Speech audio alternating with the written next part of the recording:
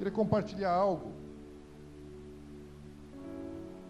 que já tem assim, já está no meu coração faz tempo falar sobre isso, porque é um tema que nunca sai da minha mente e do meu coração, mas já faz dias assim que eu não falo especificamente a respeito desse assunto, mas talvez assim porque eu acho assim, já falei tanto, que nem há necessidade mais de falar, mas eu estava com um desejo já há algumas semanas, ou já há uns 2 meses, falando, preciso compartilhar um pouco mais a respeito dos tempos que nós vivemos, para estarmos atentos. Abre aí em capítulo 2 de Daniel, versículo 21.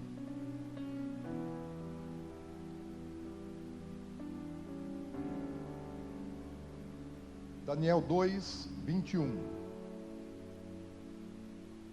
Quero pedir desculpas que hoje não teve projeção, porque deu uma pane aqui no projetor. Vamos ver se a gente consegue resolver isso, né? Talvez para amanhã, no máximo para o próximo final de semana esteja solucionado, esteja resolvido o problema. Daniel 2:21 diz assim: é Ele quem muda o tempo e as estações. Quem muda o tempo e as estações é Deus. Remove reis e estabelece reis. Ele dá sabedoria aos sábios e entendimento aos inteligentes. Esse seria um bom versículo também para falar sobre os acontecimentos da semana, né? Porque esse texto fala assim: é Ele quem remove reis, governantes e estabelece governantes. Então, um versículo adequadíssimo para ser ministrado nessa semana. Talvez até muitos púlpitos estejam usando esse versículo para ministrar a respeito desse tema, né? Mas não é a respeito da saída da Dilma, da queda da Dilma, do PT, que eu quero compartilhar aqui. Quero falar sobre esse outro princípio, que Deus, Ele estabelece tempos, e Ele é quem muda os tempos e as estações, e Ele traz entendimento. Eu quero ficar um pouquinho nesse assunto, a respeito do entendimento, dos tempos e das estações que nós estamos vivendo. Sabe que Deus, Ele trabalha com eras e com tempos específicos. Deus trabalha com calendário, Deus trabalha com relógio, Deus trabalha com dias, Deus trabalha com anos, e Ele tem planos e projetos pré-estabelecidos desde a fundação do mundo, e tudo aquilo que Deus predeterminou vai acontecer. Deus estabeleceu coisas, Ele vai fazer essas coisas acontecer, e ninguém, nem toda a humanidade, e nem todos o inferno unidos podem impedir aquilo que Deus determinou de fazer. Os planos de Deus, os projetos de Deus vão acontecer. Aliás, lá em Eclesiastes 3,15 fala que aquilo que já foi, e aquilo que há de ser também já foi para Deus.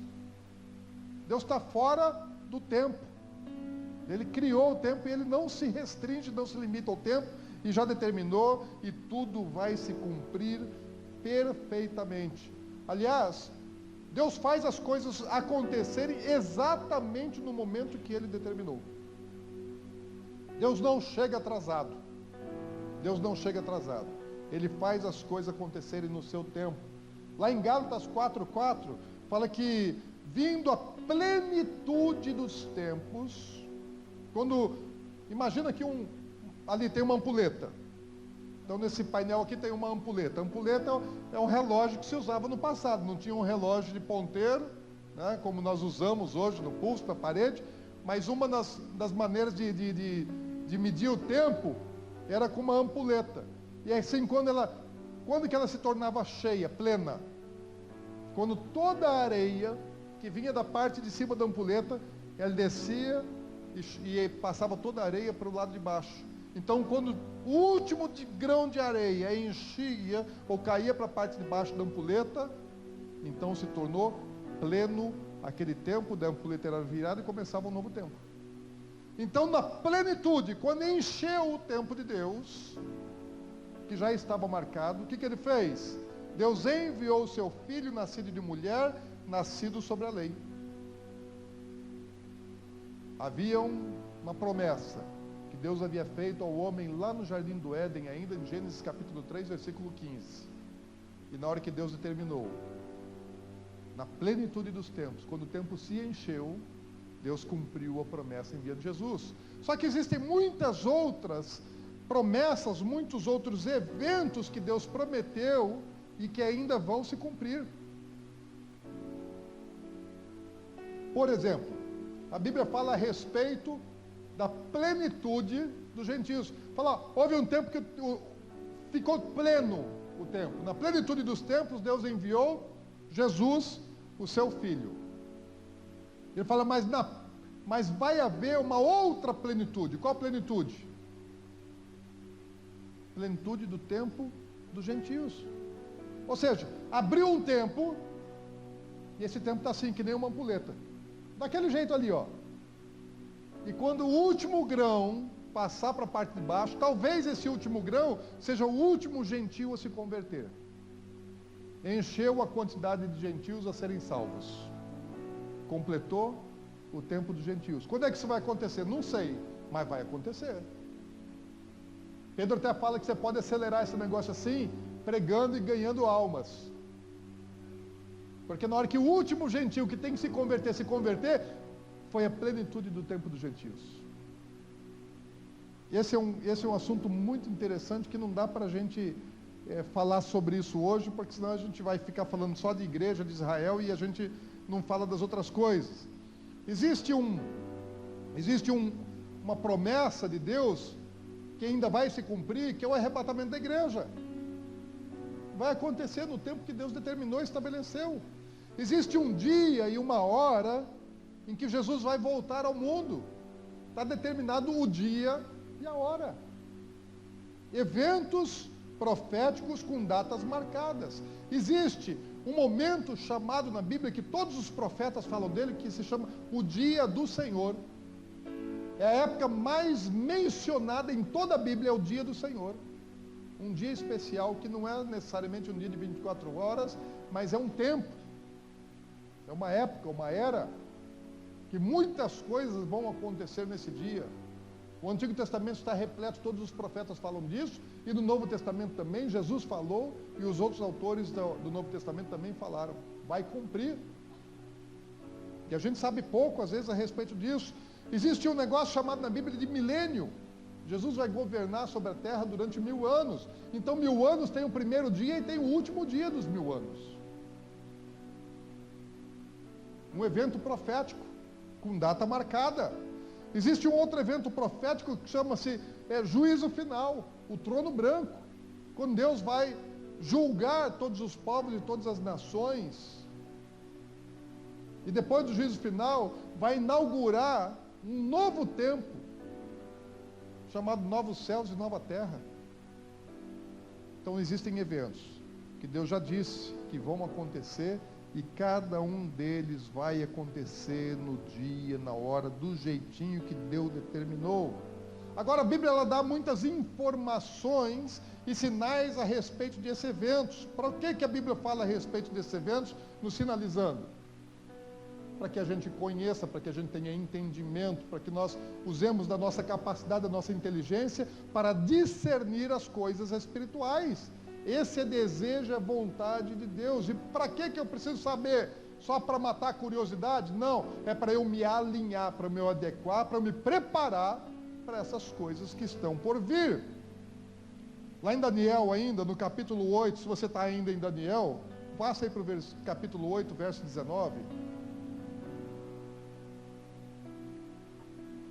Diz assim, e disse, Deus falando a Daniel, eis que te farei saber o que há de acontecer no último tempo da ira, falando do dia do Senhor, porque esta visão se refere ao tempo determinado do fim. Então Deus falou com Daniel coisas que não eram para a época, para o tempo dele, falou isso aqui, ó, são coisas futuras.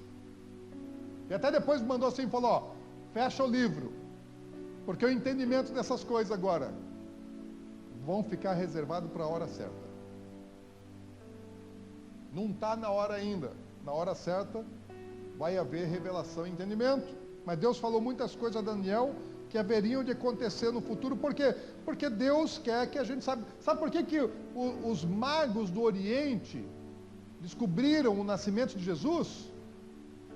porque eles estudaram os escritos de Daniel, sabiam que o Messias dos judeus viria e que haveria sinais que indicariam os sinais, inclusive nos céus.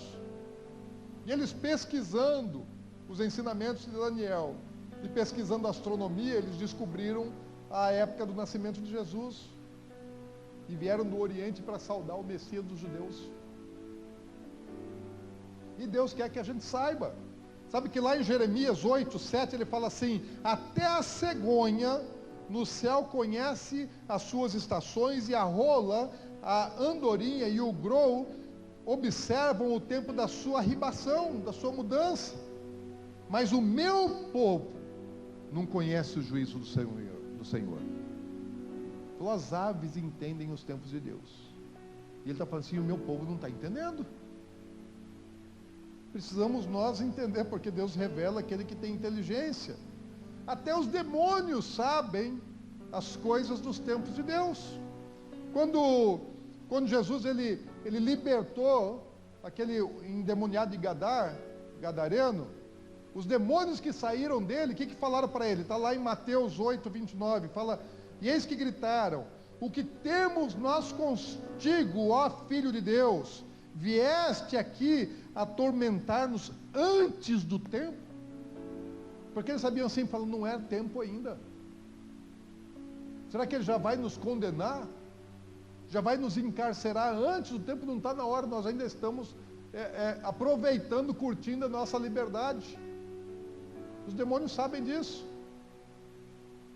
Os animais sabem, os bichos sabem, os demônios sabem, a igreja precisa saber. Lá em Apocalipse 12, 12 fala assim: por isso festejai, ó céus, e vós os que nele habitais. Ai da terra e do mar, pois o diabo desceu até vós, cheio de grande cólera, sabendo que pouco tempo lhe resta. O diabo sabe o tempo que ele tem. Sabe assim, está faltando, e ele está desesperado. Está alvoroçado, o inferno está alvoroçado nesses dias, porque o inferno sabe que o tempo dele está acabando. Não ouvi nem glória a Deus e aleluia. Fala assim, o diabo está com os dias contados, fala: dá glória! Vibra logo, porque quem ficou quieto agora foi lá no inferno. Lá no inferno eles ficaram assim, Nós não, nós temos que vibrar, amém? Porque o tempo dele está contado, está acabando. Creia nisso. E eu quero dizer uma coisa para você. Dentre as coisas que Deus determinou que devam acontecer, e que marcou o tempo, a data para isso, tem algo tremendo, maravilhoso, glorioso para acontecer muito em breve. Dá mais um glória, gente. Vocês não querem assim confiar, né? Primeiro deixa eu ouvir qual é a boa, deixa eu molhar o bico primeiro para depois glorificar. Não vou dar glória naquilo que eu não sei. Tá bom, sejam berianos, é bom.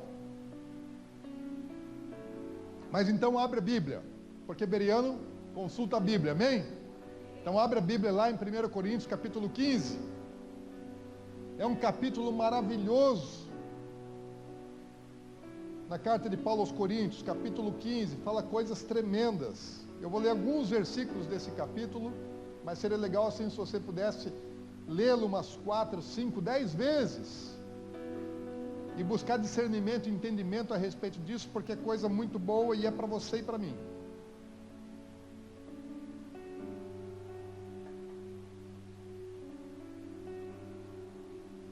Se você recebesse uma carta dizendo assim que você tem uma herança para ser resgatada, você ia pegar essa carta assim, você ia guardar ela com valor, com carinho, ia ler um monte de vezes, mas vem cá, é verdade, e desse jeito mesmo?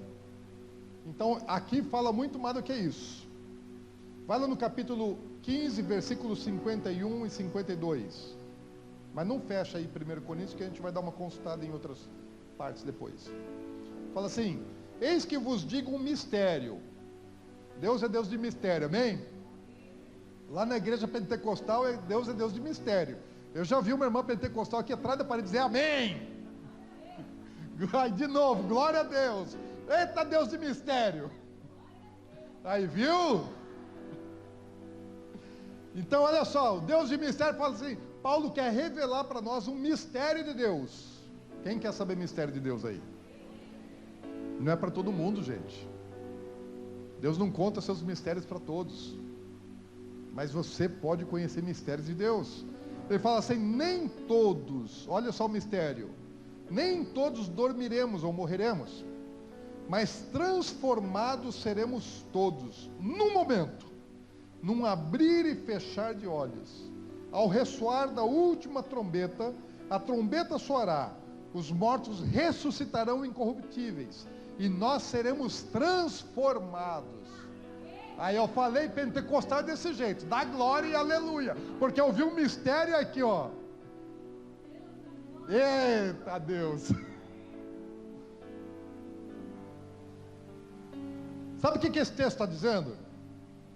Eu vou ter que resumir isso aqui, não dá para a gente entrar profundamente no tema, mas a Bíblia está falando assim, isso é um mistério. Fala que nós vamos ser assim, arrancados dessa terra, violentamente, maravilhosamente. Porque fala assim, que nós vamos ser arrebatados, fala assim, que nós vamos ser arrancados daqui. De maneira poderosa, de maneira violenta e de maneira maravilhosa. Deus vai nos arrancar daqui, lá em Tessalonicenses, mas deixa marcado aí 1 Coríntios, se você quiser olhar lá em 1 Tessalonicenses, também vai nos ajudar a entender isso.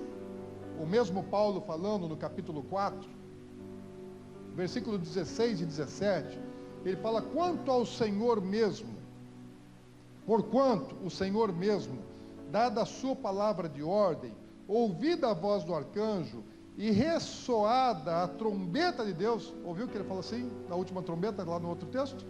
E ressoada a trombeta de Deus, descerá dos céus, e os mortos em Cristo ressuscitarão primeiro. Depois nós, os vivos, os que ficarmos, seremos arrebatados juntamente com Ele entre as nuvens, para o encontro do Senhor nos ares, e assim estaremos para sempre com o Senhor. Só tem uma pentecostal aqui, gente. Só a Alice que é pentecostal aqui. É para você poder ficar feliz com isso, porque é mistério de Deus, e é um mistério maravilhoso. Falando: não, mas não estou interessado nisso, estou mais interessado no meu concurso, no meu casamento, na troca do meu carro, no pagamento do meu aluguel. Gente, tudo isso aí não tem valor nenhum quando nós falamos das coisas celestiais. Não que não sejam importantes, tem sim uma importância passageira e diminuta, mas nós estamos falando de coisas maravilhosas. Sabe o que ele fala assim? Seremos arrebatados, vamos ser levados à força. Os anjos vão vir nos buscar. Jesus, ele vai descer dos céus, ele vai sair dos céus, e ele vem até as nuvens, e ele vai dar ordem aos seus anjos vão ser espalhados por toda a terra, com o seu nome. Eles vão ter assim um mandado de busca. Cada anjo vai vir com um mandado de busca. E tomara assim que o seu nome esteja na mão de um anjo com um mandado de busca. Fala: vai lá buscar o meu filho, vai lá buscar minha filha. E o anjo, ele vem e cumpre rápido esse negócio.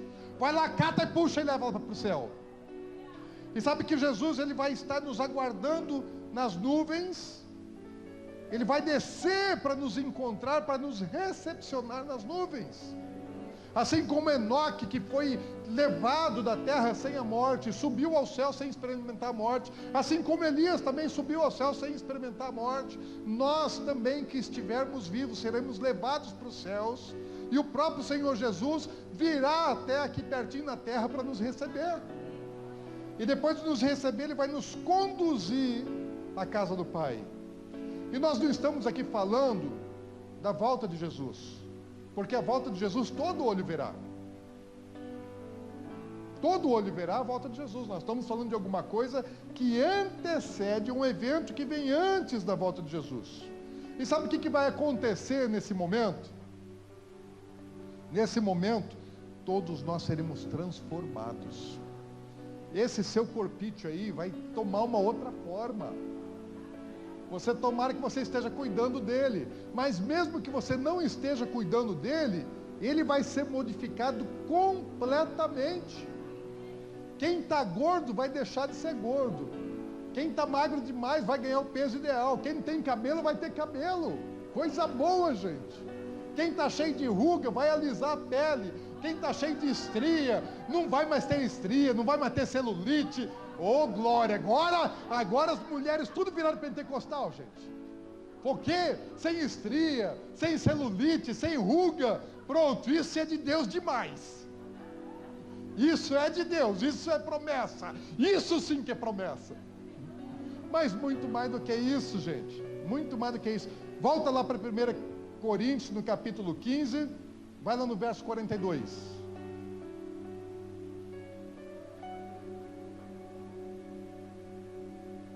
1 Coríntios 15, 42. Quem está assim, naquele sacrifício da dieta, não vai mais precisar fazer, gente. Ai, que alívio, não vão mais precisar comer aquelas coisas sem graça. Não é assim? 1 Coríntios 15, versículos 42 a 44, diz assim: pois assim também é a ressurreição dos mortos. Semeia-se o corpo na corrupção, ressuscita na incorrupção. Semeia-se em desonra e ressuscita em glória. Semeia-se em fraqueza e ressuscita em poder. Semeia-se corpo natural e ressuscita corpo espiritual. Se há corpo natural, há também corpo espiritual. Deixa eu explicar uma coisa aqui para você. Sabe o que Paulo está dizendo? Está falando assim dos mortos. Lembra assim aquela pessoa querida que você foi sepultar, que levou para o cemitério? Alguém que você assim sentiu muito a morte dessa pessoa. E que você sentiu mesmo, você chorou, você ficou triste, e te deu aquele luto, e até hoje ainda dá saudades. Sabe por que aquele corpo desceu à sepultura? Ele fala assim, Paulo está usando isso assim como semeadura. Falou, o corpo, ele é semeado, plantado, por causa da corrupção. O que é corruptível? Aquele que gasta, aquele que desgasta, aquele que estraga, aquele que deteriora, aquele que perde a força. Então aquele corpo que você sepultou, porque você sepultou, você enterrou. Então o que você está enterrando? Aquele que você semeou, você colocou na terra, por causa da fraqueza, por causa do desgaste, que se acabou, e que perdeu o vigor, e perdeu a vida, e entrou assim sem brilho, em desonra, sem aspecto mais de saúde e de vida, foi semeado na terra. E aquele que foi semeado em fraqueza, em desonra, em corrupção, ele vai ser ressuscitado. Mas será ressuscitado não agora aquele corpo que se debilitou, se enfraqueceu e que deixou de viver. Mas vai ser ressuscitado um corpo espiritual, incorruptível, que não gasta mais, que não deteriora mais, que não envelhece nunca mais, que não se estraga em coisa alguma, que nunca mais vai ficar doente, nunca mais vai ficar fraco e nunca mais vai experimentar a morte. Você crê nisso? Você tem alguém assim que você conhece? Eu tenho. Meus pais já foram semeados assim na corrupção. O corpo desgastou e parou de viver. Mas um dia vão ser ressurretos e nunca mais vão experimentar a morte. E assim todos aqueles que morreram no Senhor vão passar por isso. Vai lá agora para o versículo 48, ainda em 1 Coríntios capítulo 15. Fala assim, como foi o primeiro homem o terreno, tais são também os demais homens terrenos, e como é o homem celestial, tais também os celestiais. Assim como trouxemos a imagem do que é terreno, devemos trazer também a imagem do celestial. Sabe que como descendentes de Adão, nós trazemos a aparência física e as fraquezas físicas de Adão. Adão só foi pai depois de ter sido corrompido pelo pecado. Então já teve um corpo assim degenerado pelo pecado. E nós somos herdeiros de Adão. Fisicamente todos nós descendemos biologicamente de Adão. No seu DNA tem lá o DNA de Adão. Então você se parece com Adão. Agora está dizendo assim, só que nós não nascemos só de Adão. Se você nasceu de Cristo Jesus, se você nasceu de novo, você já não nasceu mais agora de Adão. Todos aqueles que nasceram de novo, que nasceram do Senhor Jesus, eles vão ser ressuscitados. E eles vão ter um corpo à semelhança do de Jesus Cristo. Você está entendendo isso? Por que o seu corpo se desgasta? Por que você tem dor? Por que você fica doente? Por que você está sujeito à morte? Porque você é descendente de Adão. Mas Jesus, aquele que ressuscitou, que apareceu aos discípulos ressurreto, e que nem uma parede podia impedir que ele passasse, o mesmo Jesus que apareceu no Monte da Transfiguração, para Pedro, para Tiago e para João, falando com Elias e falando com Moisés, o mesmo Jesus que apareceu lá para o apóstolo João na ilha de Patmos, reluzente, brilhando assim, que João quando viu ficou assim apavorado com a glória do Senhor, é aquele que vai dar para você a aparência do seu novo corpo. Você já pensou assim? Fala assim, e os corpos espirituais? Ele fala assim, se existe corpo espiritual, se existe corpo natural, existe corpo espiritual. E se existe uma glória das coisas naturais, existe uma glória das coisas espirituais. E fala assim, que a glória espiritual é muito maior. Sabe do que está falando glória? Está falando de resplendor, de brilho, de brilho. Lembra que Moisés, quando esteve com o Senhor no Monte Sinai, ele voltou com o rosto assim, resplandecendo, sem ter sido transformado? Depois da sua glorificação, desse seu corpo aí, então você vai brilhar. Vocês não são pentecostais, ou não estão interessados assim em brilhar? Todo mundo assim, não, eu sou humilde, que brilhe o Senhor, né? E que eu diminua. Eu não quero brilhar, eu não quero ser estrela, isso é coisa para as estrelas brilhar. Não, mas ele está dizendo assim, que você vai brilhar, que você vai ter glória, que você vai ter resplendor. Isso vai acontecer. Nós teremos um corpo glorificado, semelhante ao corpo de Jesus Cristo. E é com esse corpo glorificado que eu e você vamos subir para o céu. Lá no céu não vai ser com o corpo natural, vai ser com um corpo transformado, vai ser com um corpo glorificado. Se tem gente que está achando que o corpo aqui já está bom, muito melhor de lá. E se tem gente que está assim desgostoso com o corpo aqui, não se preocupe, porque lá não vai ter desgosto. Lá você vai poder se olhar no espelho e vai falar, coisa linda. Não vai ter do que reclamar. E sabe que quando nós subirmos com esse corpo glorificado, vai ter lá no céu uma festa preparada para a gente. Nós seremos recebidos com uma festa. Você já foi assim em algum lugar que quando você chega assim e você é surpreendido assim com uma recepção grande, com uma grande festa, com alegria? Gente, é tão bom, né? Quando você chega num lugar assim e você, puxa vida, que coisa que prepararam aqui para nos receber. Agora imagina quando Deus prepara alguma coisa para receber os seus filhos. Se Jesus, ele vai sair do céu e ele vem até as nuvens para nos recepcionar, imagina o que é que não está preparado lá. Não dá para a gente saber. Como está escrito lá em 1 Coríntios, não precisa abrir, capítulo 2, 9. Ele fala assim, mas como está escrito, nem olhos viram, nem ouvidos ouviram, nem jamais penetrou em coração humano o que Deus tem preparado para aqueles que o amam. É inimaginável aquilo que Deus tem preparado para a gente. Quantos aqui amam o Senhor? Então você não tem ideia o que Deus tem preparado para você.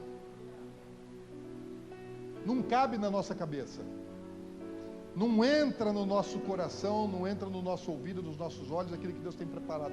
Eu essa semana, não só essa, mas assim, nos últimos dias, vários momentos assim, eu, às vezes assim, lendo alguma coisa na Bíblia, ou às vezes assim, somente pensando, imaginando em coisas de Deus, eu fui assim, tomado de uma sensação assim, sabe quando dá aquele gelo na barriga assim?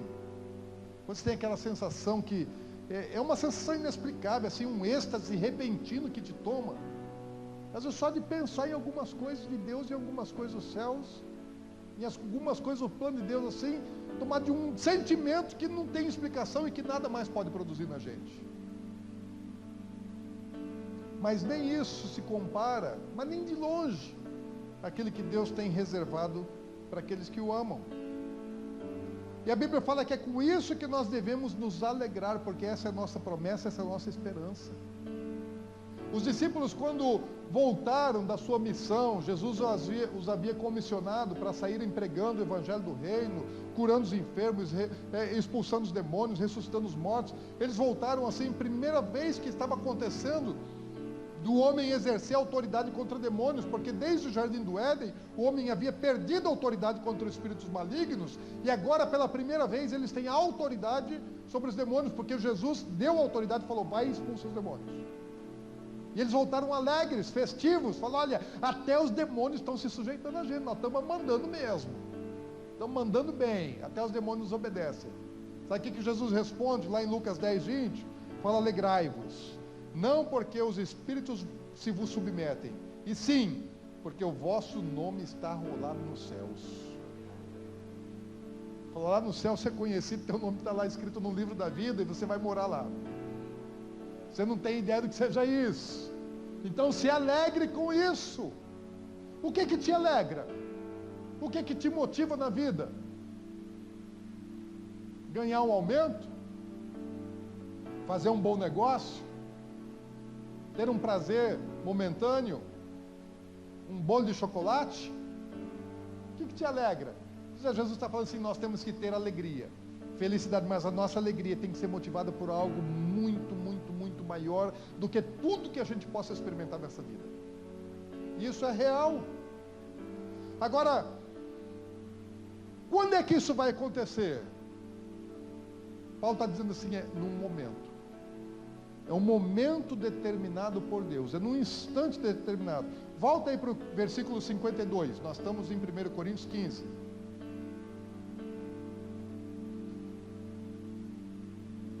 Versículo 52 fala assim, num momento, num abrir e fechar de olhos, num piscar de olhos, ao ressoar da última trombeta, a trombeta soará e os mortos ressuscitarão incorruptíveis e seremos transformados. Sabe qual que é a palavra original aqui para momento? Num átomo. A palavra átomo no grego quer dizer indivisível. Lógico que nós usamos para o átomo, né, que você conhece lá em química, e que não é indivisível, né? O homem já aprendeu a dividir o átomo. Mas a palavra átomo quer dizer indivisível. Sabe o que Paulo está dizendo? Assim, num tempo, numa partícula indivisível de tempo, é que isso vai acontecer. Quando ele fala assim, é num piscar de olhos, ele está querendo dizer assim, ele quis, o que é rápido? Ele imaginou, o que possa ser rápido? Até porque um raio, você vê ele correr. Correu lá, de um lado no outro, você vê o raio correndo. Mas um piscar de olhos, você passa desapercebido. É mais rápido. Então ele usou assim uma referência de alguma coisa muito rápida e disse assim, é numa partícula de tempo indivisível. Não dá para mensurar, não dá para dividir. É menos de um segundo. Centésimos, milésimos de segundo, não sei. É num tempo assim, é igual um tempo zero. É igual um tempo zero. Não tem medida para ele. Olha para quem, olha para alguém do seu lado aí. E pisca assim, rápido. Naturalmente. Não dá aquela piscada assim melosa não, gente. Não é hora agora, tá?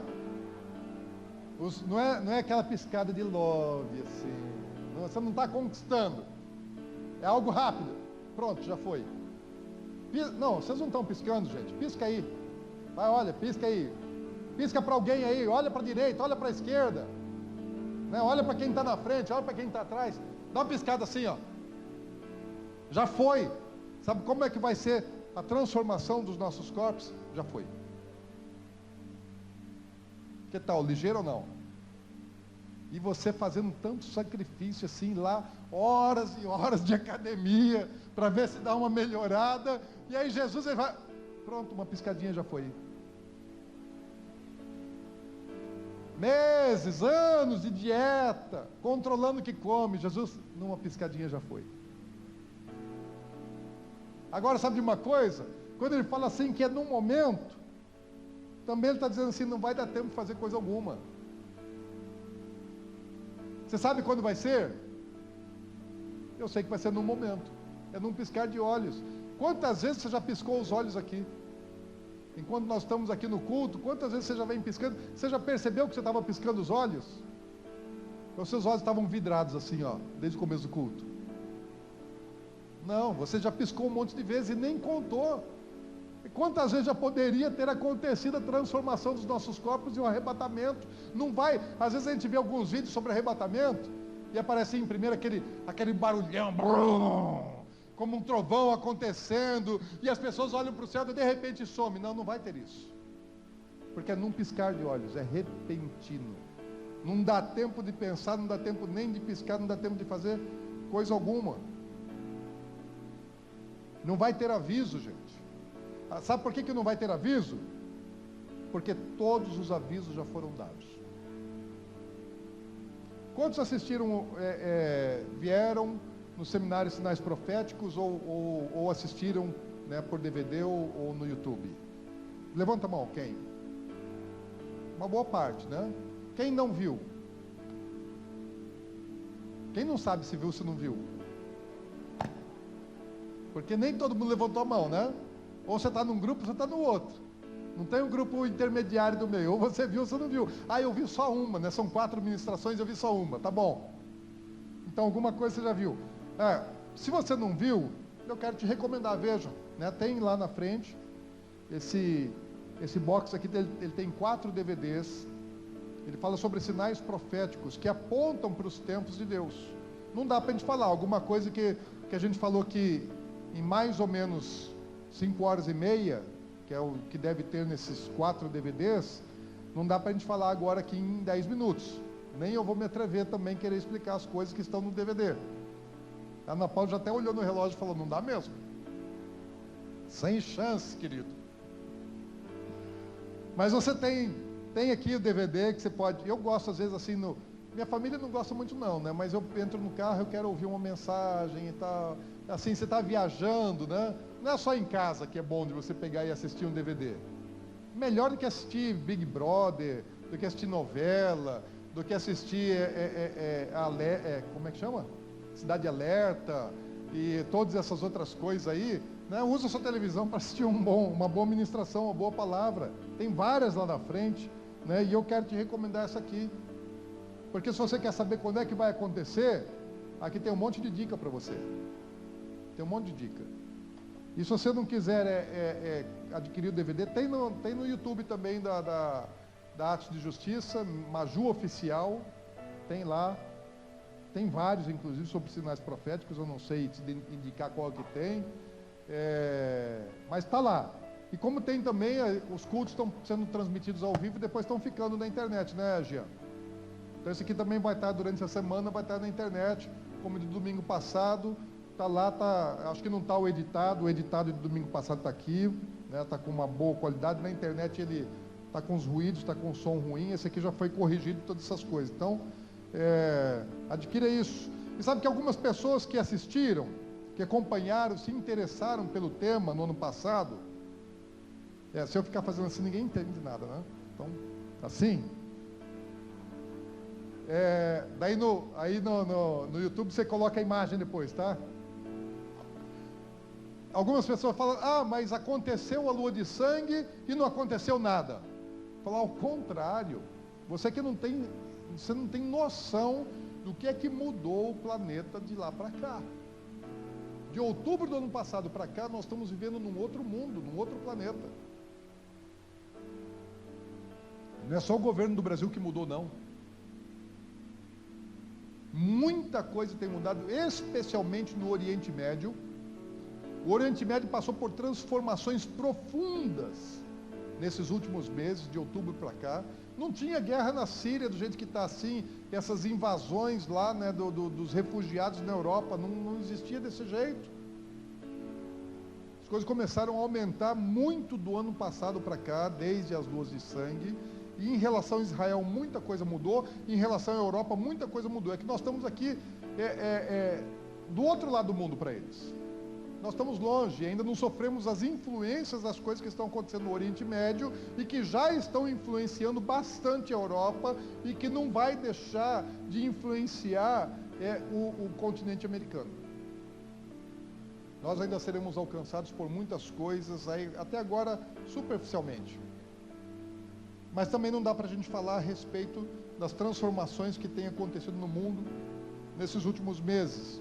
Notícias têm o tempo todo, todo dia, toda hora, os sinais que Jesus anunciou a respeito, que apontariam para a sua vinda, para o arrebatamento, para o dia do Senhor, para a grande tribulação, todos já se cumpriram. Assista isso, você vai entender, você vai compreender. Se tiver dúvida, pode me perguntar depois. Sabe para que servem os sinais? Para que servem os sinais? Para sinalizar, muito bom. É isso aí. É para apontar para algum evento. Os sinais estão apontando para algum lugar. E os sinais, eles são colocados próximos do evento. Então, por exemplo, vamos supor que ali é o evento que nós estamos sinalizando. Então, tem vários sinais, placas de sinalização que estão apontando para aquele evento. E quando todos os sinais já aconteceram, sabe em que lugar é que eu estou? Entre a sinalização e a realização do evento. Ou seja, só falta acontecer. Porque sinalizado já está, e tudo que precisava ser sinalizado já foi sinalizado. Eles podem até se repetir, e até em maior intensidade, até pode, mas não há necessidade. Não tem nenhum que falta cumprir. Nós estamos, na verdade, agora, já não vendo mais os sinais, nós estamos vendo assim, o palco, o cenário sendo montado, porque para que as profecias se cumpram, existe um cenário, existe um palco profético, onde algumas coisas precisam existir, para que se cumpra aquilo que está prometido. Por exemplo, Israel teria que ser nação. Isso é um palco, é um sinal e é um palco, é um cenário. E muitas outras coisas precisam acontecer para que o dia do Senhor venha. Vai precisar manifestar o anticristo, mas para o arrebatamento não. A igreja pode ser tirada antes. Aliás, alguns até acreditam que sim, que seja tirada antes. Eu não tenho convicção, não tenho certeza. Eu admito todas as possibilidades. Todas não, algumas, né? Mais de uma. Nós estamos vivendo então um tempo assim que nós já não estamos mais olhando para os sinais, mas nós estamos olhando para um palco, para um cenário que está sendo montado para cumprimento das profecias. E nós vivemos tempos como os dias de Noé. Jesus, ele fala lá em Lucas 17, no versos 26 e 27. Jesus diz assim: assim como foi nos dias de Noé, será também nos dias do Filho do Homem. Comiam, bebiam, casavam e davam-se em casamento, até o dia em que Noé entrou na arca, e veio o dilúvio e destruiu a todos. Sabe uma coisa? Houve um tempo, e foi um tempo longo, em que a arca estava sendo construída. Deus chamou Noé, e ele propôs trazer juízo, julgamento sobre a terra, por causa da iniquidade, por causa do pecado, por causa da imoralidade que o homem estava vivendo. E ele chama Noé, dá um projeto para Noé, para a construção de uma arca, que leva 100 anos essa construção. E Noé, ele trabalhou durante 100 anos construindo a arca e anunciando o juízo de Deus. E as pessoas nesse período estavam vivendo de maneira natural, normal, estavam casando, estavam trabalhando, fazendo planos para o futuro, não estavam preocupadas com Deus, estavam preocupadas somente com seus próprios prazeres, em realização dos seus projetos, sonhos e prazeres carnais. Nem aí para Deus. Enquanto Noé está construindo a arca, ele está anunciando: olha, Deus vai julgar, se arrependam, se arrependam, se arrependam. Então, havia um tempo de oportunidade. O que as pessoas podiam ter feito? Crido na pregação de Noé e ajudado ele a construir a arca. Passar para o lado daqueles que creem e trabalharem pelo cumprimento daquilo que Deus havia falado para Noé fazer. Mas as pessoas não creram. Fala, quem que é esse velho louco aí construindo um navio que ninguém nem sabe para que serve, num lugar seco, nem mar tem aqui? É um doido.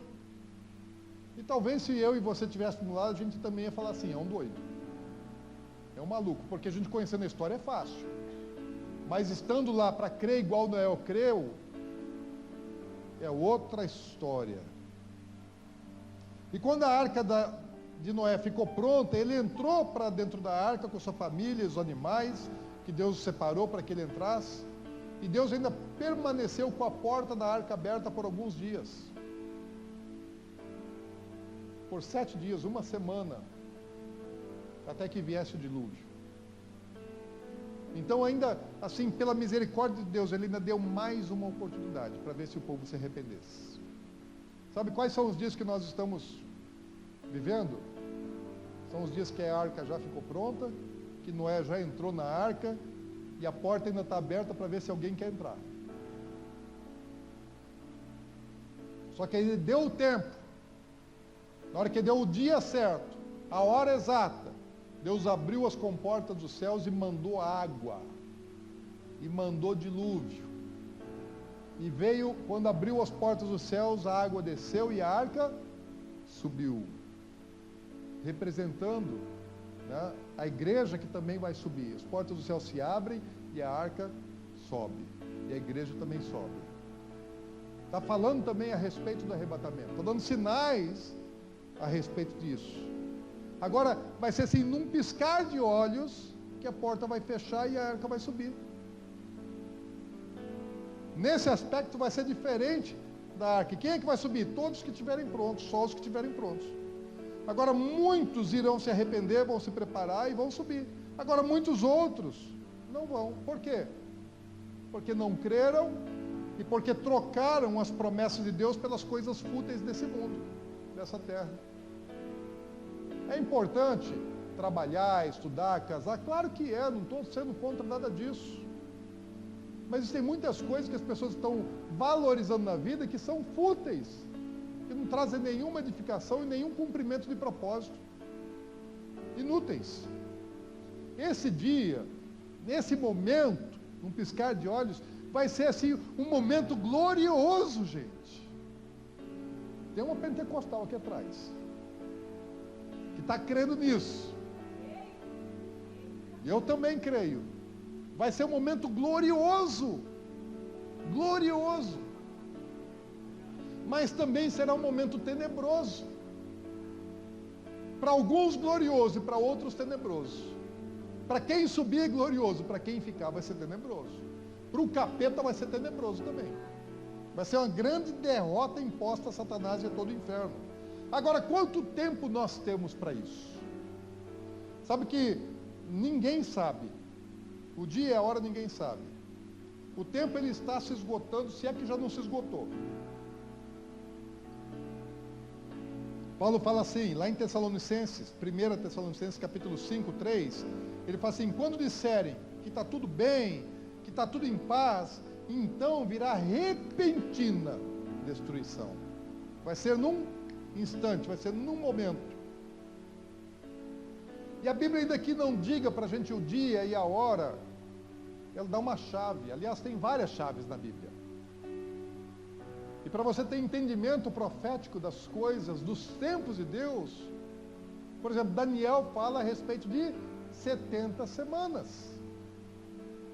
E não são 70 semanas de 7 dias. Existe chave profética para entender. E uma das chaves que fala a respeito dos tempos, está lá em 2 Pedro 3:8. 2 Pedro 3:8, e está no Salmo 94 também, capítulo 90, versículo 4, mas vamos ver de 2 Pedro 3,8, fala assim: há todavia uma coisa, amados, que não deveis esquecer. A Bíblia está dizendo assim, não se esqueça, lembre-se de algo, que para o Senhor, um dia é como 1000 anos, e 1000 anos como um dia. Sabe o que é isso? Uma chave profética. Para Deus, 1000 anos corresponde a quê? 1000 anos corresponde a um dia, e um dia corresponde a 1000 anos. Lá em Salmo 90, versículo 4, também vai falar a respeito disso. Sabe de uma coisa? Quer ver? Vamos pegar um profeta aqui, Oséias. Vai lá em Oséias, no Antigo Testamento. Depois um pouquinho Daniel.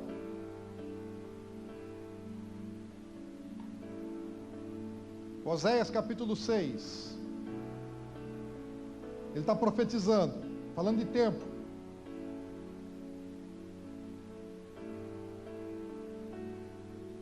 6, 1 e 2, fala assim: vinde e tornemos para o Senhor, porque Ele nos despedaçou e nos sarará, fez a ferida e a ligará, depois de 2 dias nos revigorará, e ao terceiro dia nos levantará e viveremos diante dele. Sabe o que Oséias está dizendo?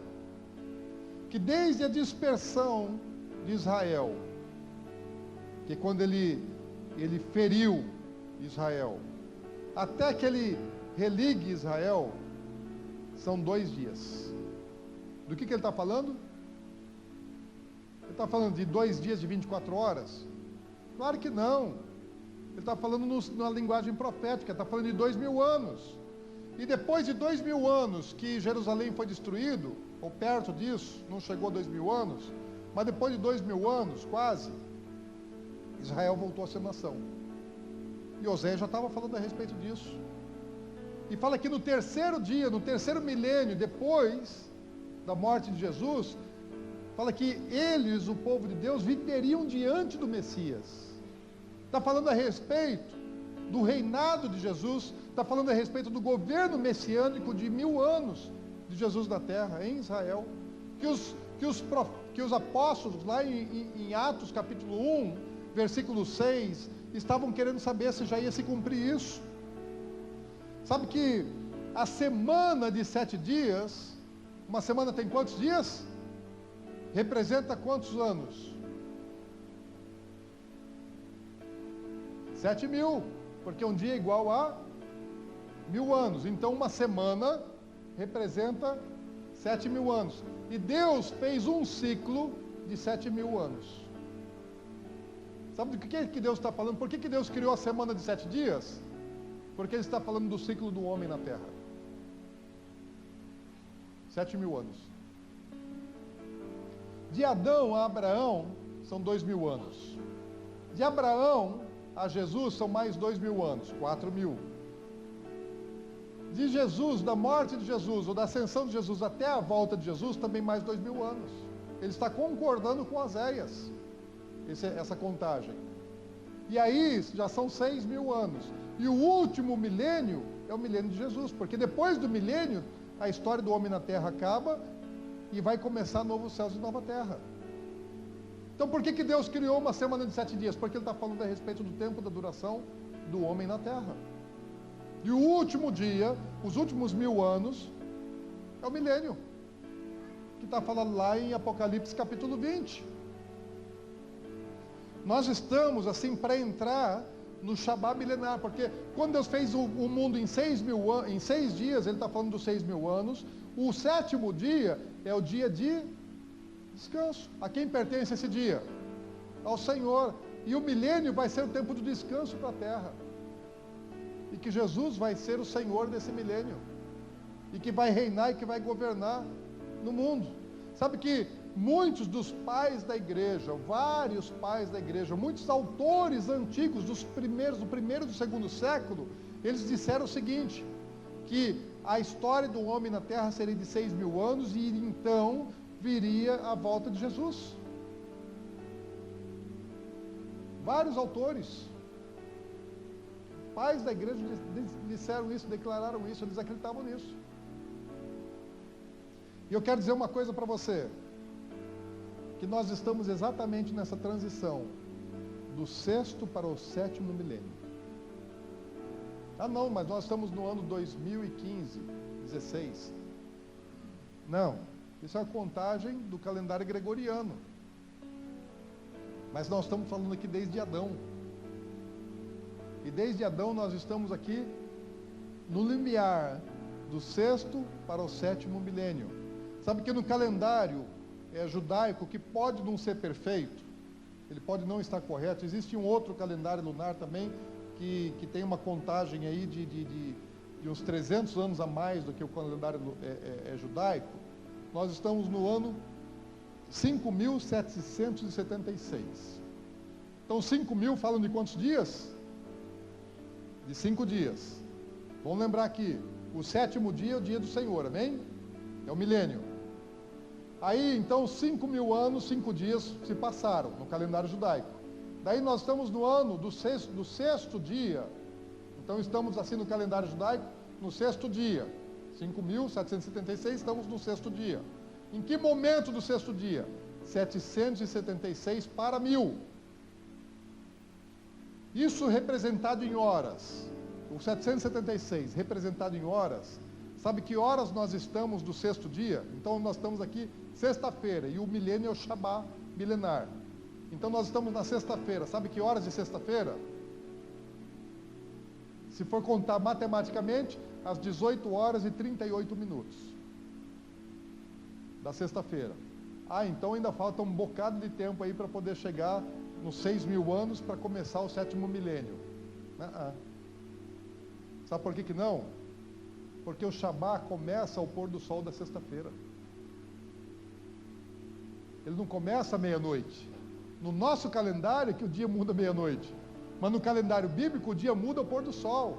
E às 18 horas e 38 minutos o sol já foi. Nós estamos exatamente no limiar do 6º para o 7º milênio. Que tal isso? Então você pode ficar feliz e alegre, porque se você está preparado, vai ser assim num piscar de olhos, pode ser antes de você comer o espetinho que está sendo preparado lá atrás. Às vezes o espetinho vai ficar tudo aí, vai queimar o espetinho, gente. Não vai ter ninguém para comer espetinho. Até porque não vai ter ninguém para comer espetinho, até porque se for agora, e aí sumir um monte de gente, você não vai ter fome nenhuma, vai te dar um desespero, você não vai querer comer espetinho.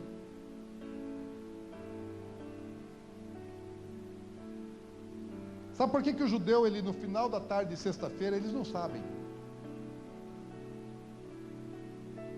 Todo fim de tarde de sexta-feira, quando começa o Shabá, eles reúnem a família, eles sentam à mesa, e o sacerdote, o pai de família, ele abençoa a esposa e os filhos, e eles comem pão e vinho.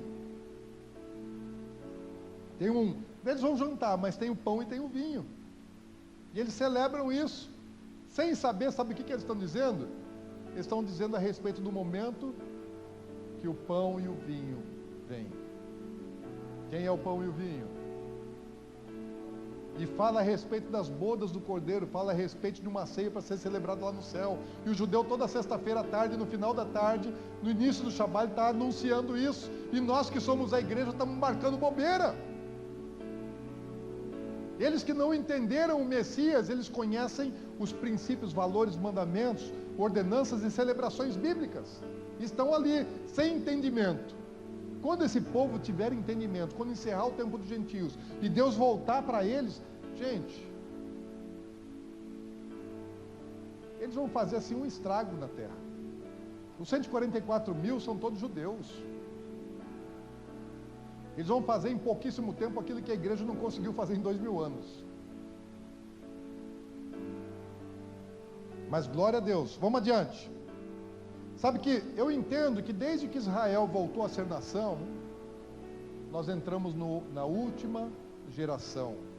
Porque Jesus ele fala lá em Marcos 13, fala em Mateus 24, fala em Lucas 21, mas vamos ver em Marcos 13, 28 a 30. Ele fala assim: aprendei, pois, a parábola da figueira. Quando já os seus ramos se renovam e as folhas brotam, sabeis que está próximo o verão. E assim também vós, quando virdes acontecer essas coisas, sabei que está próximo às portas. Em verdade vos digo que não passará esta geração sem que tudo isso aconteça. Está falando da figueira brotar, a figueira fala de Israel. E a figueira brotou há 68 anos atrás. Então, eu entendo, posso até errar, mas eu entendo que quando a figueira brotou, que Israel voltou a ser nação, há 68 anos atrás, e comemorou agora essa semana, dia 12, no mesmo dia que o Senado votou o afastamento da presidente,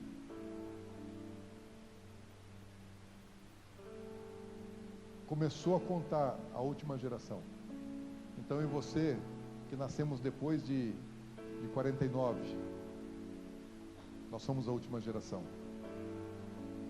Porque em 48 foi criado na ONU, mas em 49, em maio de 49, é que se tornou nação de fato.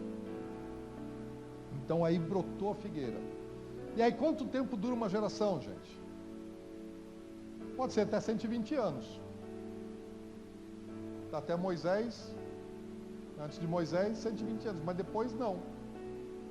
Na Bíblia, lá em Salmos, fala, no Salmo 90, versículo 10, fala, os dias da nossa vida sobem a 70 anos, ou em havendo vigor, a 80. Nesse caso, o melhor deles é canseiro e enfado, porque tudo passa rapidamente e nós voamos. Então, sabe o que a Bíblia está dizendo assim sobre uma geração? Fala, olha, 70, 80 anos. E se eu não tiver errado, nós já estamos aí com 68 anos de geração. Então, quanto tempo nós temos?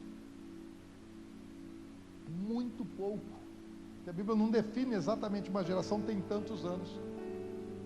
Tem geração de 120, tem geração de 40, tem geração de 70, tem geração de 80. Mas eu fico aqui com o salmista. Falou, olha, nossos dias na terra são de 70, 80 anos na média. Isso é o tempo de uma geração que leva para passar sobre a terra. Agora, como é que eu me preparo se o negócio está assim, ó, vai ser num piscar de olhos? Corre como espetinho agora? Não, espera um pouquinho.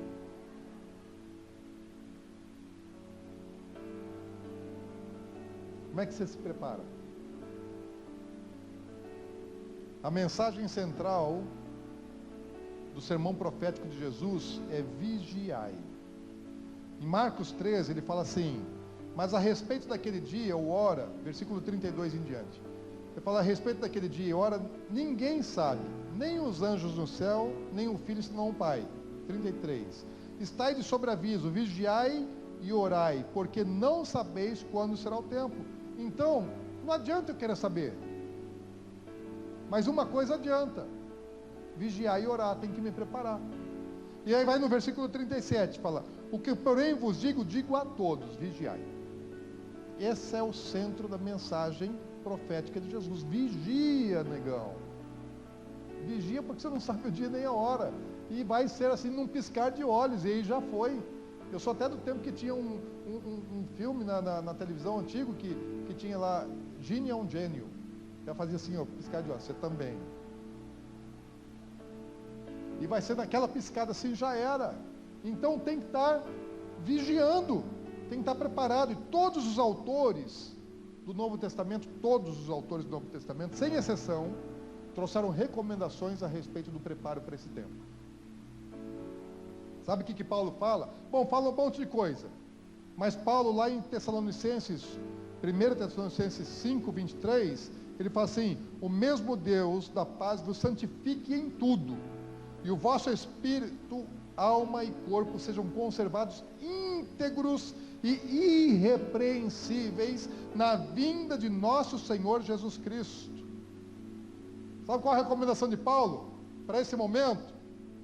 Santidade completa no corpo, na alma, espírito, integridade, e seja irrepreensível, que não tenha nada que alguém possa falar mal de você, nos seus negócios, em tudo, que a sua mulher não tenha nada a dizer de você, que os seus funcionários, seu patrão, seu sócio, seus clientes, seus colegas de trabalho, seu líder, seus filhos, que ninguém tenha nada a dizer contra você. É simples, gente, fácil. Fácil demais aí. É isso que Paulo está falando, basta isso. Mas não só Paulo, vamos ver o que outros dizem. Pedro, lá em 2 Pedro 3, 11 a 12, ele fala assim, eu estou encerrando. Pode até avisar o pessoal do espetinho que pode meter o espetinho no fogo lá. Versículo 11, de 2 Pedro 3. Visto que todas essas coisas hão de ser assim desfeitas, Pedro vem falando sobre coisas que aconteceriam, né, estampido e tal, que o fogo que ia descer, juízo sobre a terra, deveis estáis como os que vivem em santo procedimento e piedade, esperando e apressando a vinda do dia de Deus, por causa do qual os céus incendiados serão desfeitos e os elementos abrasados se derreterão. Como é que tem que ser? Em santo procedimento de piedade. Está concordando que com Paulo anda em santidade. O que João fala?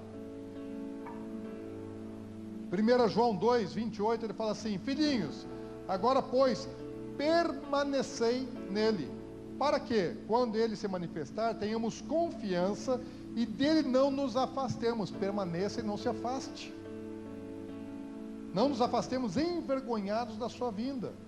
João está dizendo assim, fica nele, permanece nele, não se afasta para não ser envergonhado naquele dia.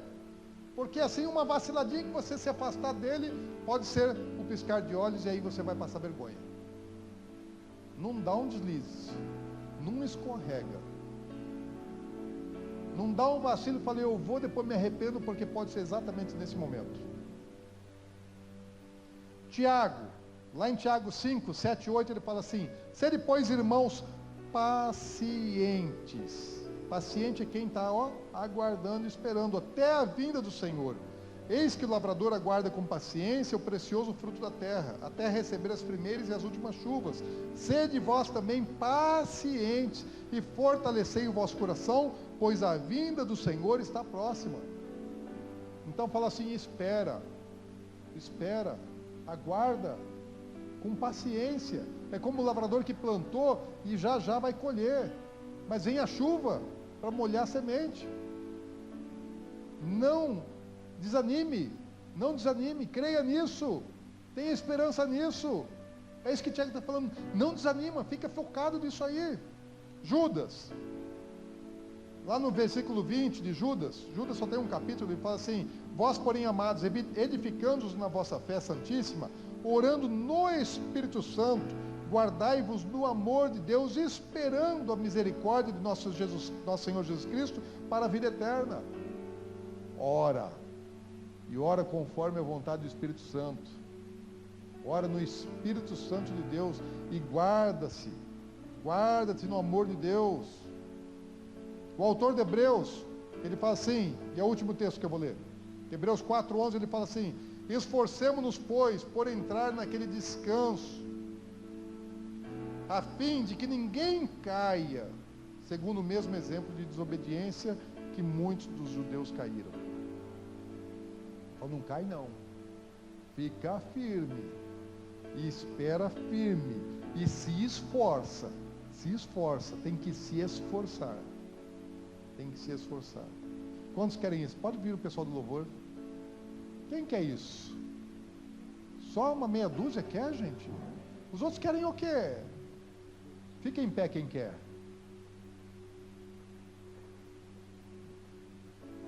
As grávidas podem ficar sentadas, tá? Já está assim, desconfortável. Gente, você não pode querer mais nada além disso. Sabe que os autores bíblicos, talvez se eles estivessem escrevendo para as igrejas de hoje, eles iriam nos exortar em relação a algumas coisas. Talvez eles fossem dizer assim, deixem as coisas fúteis dessa vida. Se desliguem das coisas fúteis dessa vida. Deixe a idolatria do corpo. Não estou dizendo que você não tem que cuidar do seu corpo, da sua saúde. Cuide. Pode ir na academia? Pode. Mas não torne isso uma idolatria na sua vida. Não faça disso uma maneira de seduzir, de conquistar o sexo alheio pela atração da carne. Não faça isso para fazer inveja para quem está mais gordinho, mais acabado que você. Quem sabe eles fossem falar a respeito da vida de consumismo que nós vivemos hoje. Falou, larga a mão desse negócio de ficar enchendo as sacolas de compra daquilo que não precisa. Para de gastar o seu tempo e o seu dinheiro de maneira errada. Eles iam repreender o mau gasto do tempo e do dinheiro, porque o grande problema hoje das pessoas é que elas gastam tempo e dinheiro do jeito errado. Não sabem gastar tempo e não sabem gastar dinheiro. Gastam mal. E eu não chamar assim, olha, para de olhar só para as coisas da terra e olha para os céus, porque é de lá que vem. É de lá que está vindo. Presta atenção nos sinais, presta atenção que ele está chegando.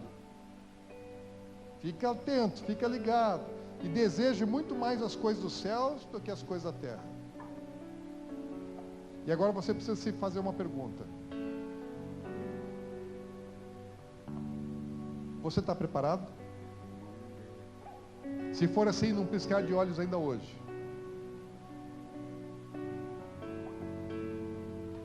Você se preparou? Então, enquanto não houver esse piscar de olhos, assim, é o tempo de se preparar. É o tempo de se posicionar. É o tempo de decisão. É decisão. Ainda antes de começar o culto, o irmão falou assim, Deus falou 3 coisas na reunião do pequeno grupo ontem. Falou a respeito de decisão, de posicionamento e de santificação, é isso? E é exatamente isso que nós estamos falando aqui. O Espírito Santo já estava falando lá no pequeno grupo ontem. É tempo de decisão.